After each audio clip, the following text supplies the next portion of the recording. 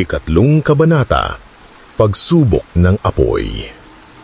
Ang apoy ay hindi lang sumusunog. Minsan, sinusubok ka nito kung kaya mong magliwanag kahit natatakot ka.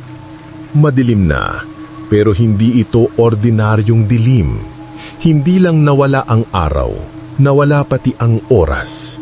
Nakahawak si Aro sa isang patpat habang sinusundan si Binayi na parang walang pakialam kung saan sila pupunta. Hindi ito kagubatan na tulad ng dati niyang dinaanan.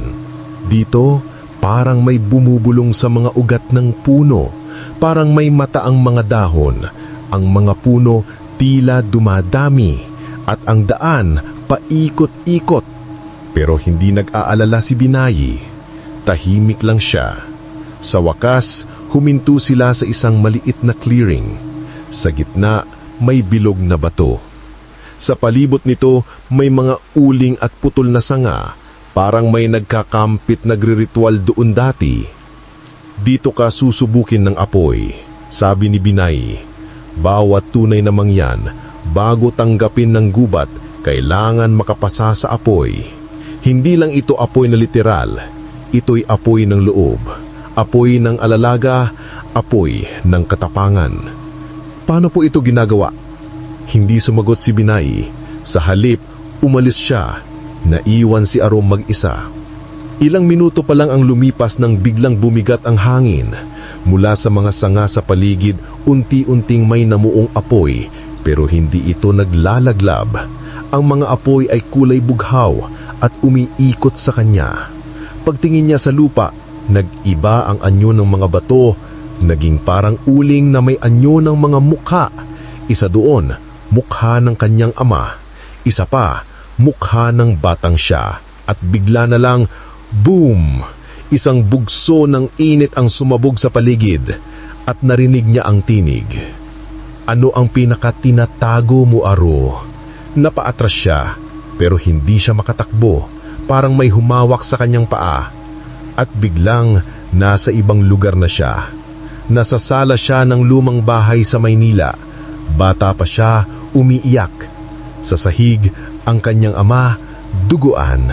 Si Aro ay may hawak na kwentas na pareho ng suot niya ngayon. Bakit mo ako iniwan? Sigaw ng batang siya. Sa sulok, nandun si Aro. Yung kasalukuyan siya. Pinapanood lang ang esena pero ramdam niya ang bigat ng pangyayari. Ramdam niya ang init ng dugo, ang hapdi ng tanong at ang guilt na tinago niya sa loob ng ilang taon. Hindi ko alam, bulong ni Aro. Hindi ko alam kung paano maging anak mo. Pikit siya. Huminga ng malalim. Pero gusto kong subukang maintindihan. Kahit huli na. At mula sa sahig, unti-unting bumangon ang anyo ng kanyang ama. Hindi ito multo, parang aninong binuo ng alalaga. Ngumiti ito at tumandong. Sa kanyang harapan, ang bughaw na apoy ay biglang naging liwanag. Mainit pero hindi nanakit. Ang mga bato ay naging ordinaryong bato. Ang mga mata ng mga puno ay muling naging tahimik. Pagmulat niya ng mata, nandun ulit si Binayi. Tapos na ang pagsubok ng apoy. Hindi lahat ng nakakapaso ay kaaway. Minsan, sila ang nagpapalakas sa atin. Napaupo si Aro. Akala ko simpleng kwentas lang ito. Walang simpleng bagay sa isang mangyan. Bawat anting-anting may kwento. At ang kwento, hindi natatapos hanggang di natatanggap. Lumapit si Binayi. May inabot sa kanya na maliit na piraso ng kahoy. Ito ay banahaw, isa sa 4 na kailangan mong ipunin. Bawat pagsubok may katumbas na piraso. Kapag nakumpleto mo, doon ka lang makakalabas. Ano pong susunod? Ang ilog ng alalaga, sabi ni Binayi sabay lakad papalayo. Sa likod ng kanyang isipan, nararamdaman pa rin niya ang init. Pero hindi na ito apoy ng takot. Isa na itong liwanag na patunay na kaya niyang harapin ang kanyang nakaraan. Pero isa lang ang tanong niya ngayon, hanggang saan siya dadalhin ng gubat na ito?